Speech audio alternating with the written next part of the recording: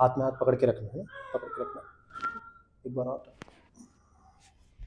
एक पैर इस तरफ और एक पैर इस तरफ, हल्का छोड़ो, बिल्कुल बॉडी फ्री रखो, पकड़ के रखो, लॉक रखो पैर को, लंबा सांस छोड़ो, हल्का छोड़ो, बिल्कुल फ्री।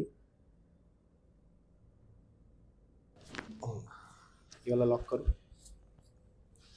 लंबा सांस छोड़ो, रिलैक्स।